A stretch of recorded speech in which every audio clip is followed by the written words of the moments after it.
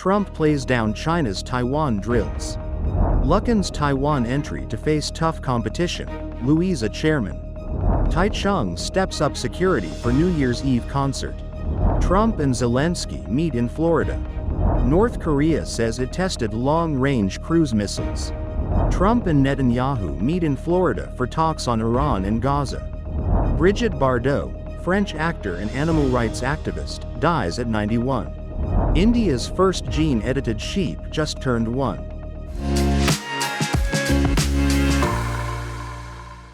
Hello, I'm Johnny. Thank you for joining us on Funny News. It is Tuesday, December 30th, National Resolution Planning Day, and here are your top stories.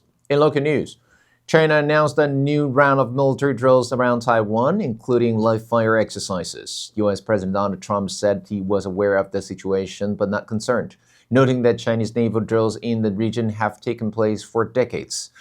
Trump added that President Xi Jinping had not discussed the matter with him. China's Luckin coffee, often called a Starbucks killer, is reportedly set to enter Taiwan in December, opening its first store in Taipei. Louisa Coffee Chairman Huang Mingxian said Luckin's business model reflects Taiwan's market from 20 years ago, adding that intense competition, especially from convenience store coffee, will make expansion in Taiwan challenging. Taichung City will hold its New Year's Eve concert on December 31st at Central Park. Mayor Lu Shouyin inspected a large-scale evacuation and emergency response drill, urging agencies to ensure traffic safety, medical access, and public security. The city has upgraded security measures to provide a safe environment for residents and visitors celebrating the new year. And in global news, President Donald Trump and his Ukrainian counterpart, Volodymyr Zelenskyy, returned to the negotiating room on Sunday with a familiar and fraught task, trying once again to chart a path toward ending Russia's war against Ukraine.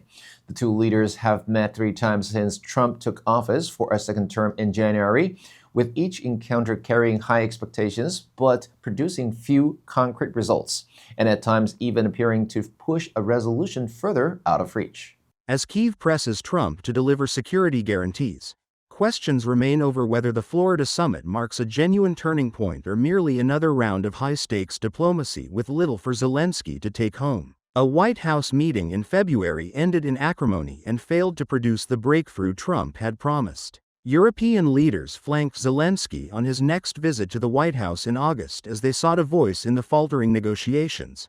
But Europe has since remained largely shut out of high-level talks as Russia refuses to budge from its maximalist demands. There now appear to be signals from the Ukrainian camp that Kyiv may be prepared to compromise with Moscow. North Korea said it fired long-range strategic cruise missile into the sea to test the country's nuclear deterrence, days after it showed apparent progress in the construction of its first nuclear-powered submarine. The launch is on Sunday, where the latest weapons displayed by North Korea ahead of its planned ruling Workers' Party Congress early next year. International attention will focus on whether Kim Jong-un sets new priorities for relations with U.S.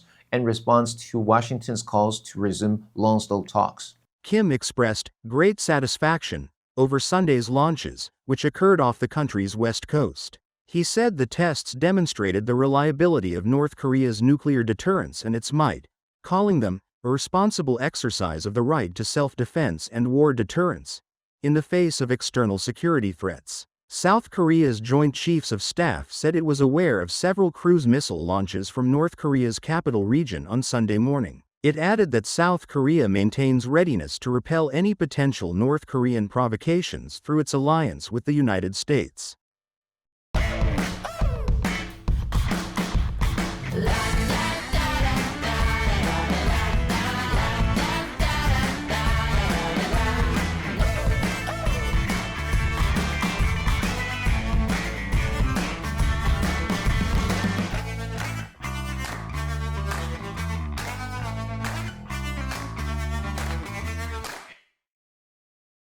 Donald Trump is meeting with Israeli Prime Minister Benjamin Netanyahu in Florida on Monday to try to advance the ceasefire deal the president brokered in Gaza, while the Israeli leader is also expected to make the case for a new action against Iran.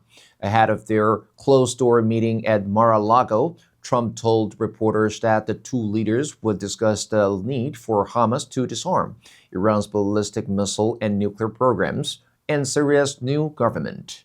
Standing alongside Trump, Netanyahu praised his U.S. counterpart. While Trump has been working to end the war in Europe, progress has stalled in the Middle East. The Israel-Hamas truce went into effect in October, ending the two-year conflict in Gaza. However, there has been little movement on the more complex second phase of the peace process, raising concerns that both sides are failing to take action to carry out the next phase of the deal.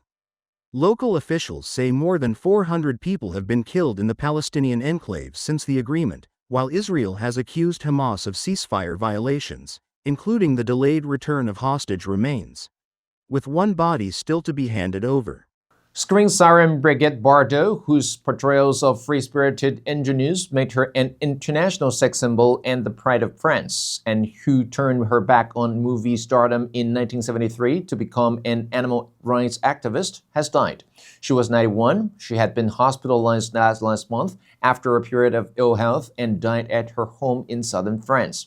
The cause of death was not provided, and no arrangements have yet been made for her funeral or memorial services. Leading tributes, French President Emmanuel Macron said Bardot embodied a life of freedom and lived a French existence. Jordan Bardella of the far-right National Rally Party, which Bardot publicly supported in her later years, referred to her as a passionate patriot who represented an entire era of French history. Bardot's foundation paid tribute to her legacy in animal rights, from traveling to Arctic ice floes to help baby seals to lobbying for animal welfare legislation and securing convictions for perpetrators of animal abuse. In 1985, when France awarded her the Legion of Honor Medal, Bardot insisted it was for her work to save animals, not for her movies. India's first gene-edited sheep recently turned 1 year old, and researchers who developed it said it is doing well. Born on December 16th last year in Kashmir, the sheep has been named Tarmim, the Arabic word for modification or editing. Tarmim is housed in a private enclosure at Sher-e-Kashmir Agricultural University, along with its non-edited twin sister. Researchers at the university said they use CRISPR technology, a biological system for altering DNA, to develop it.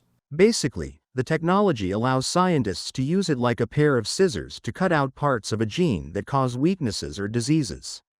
The embryos or fertilized eggs were kept in controlled laboratory conditions for 2 to 3 days, after which they were transferred to a female sheep, known as the foster recipient. After Tarmim turned 1, Professor Riaz Shah, the Dean of the Faculty of Veterinary Sciences and the project's principal investigator, gave a status update. He said experiments are ongoing to evaluate the sheep's health and survival. He added that the sheep is kept in a secure environment under strict surveillance, and that the team has submitted a research proposal to the government seeking funding support. The answer for yesterday was C, investigative. The journalist is famous for his investigative reporting on political corruption. Did you answer correctly? Now let's delve into today's news. North Korea says it tested long-range cruise missiles. Number 1, deterrence. 威慑, 威吓. Nuclear weapons are seen as a means of deterrence against potential attacks.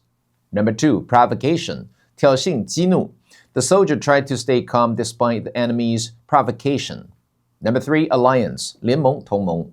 Several countries formed an alliance to promote regional security. Next, we have a multiple choice question for everyone to practice. Which answer would you choose? You can write your answer in the comment section. The correct answer will be announced tomorrow. National Resolution Planning Day first appeared in 2017 as a gentle prompt to slow down and think ahead. It wasn't created by a large company or a major movement, but was instead added to awareness calendars by those who promote personal growth and reflection. The idea was simple, to give people a chance to plan their goals before the noise of the new year kicks in. And that's all for today's FUNDAY News. Be sure to tune into FUNDAY News from Monday to Friday and click the link below to join FUNDAY for free. I'm Johnny Wu, your host. I will see you next time.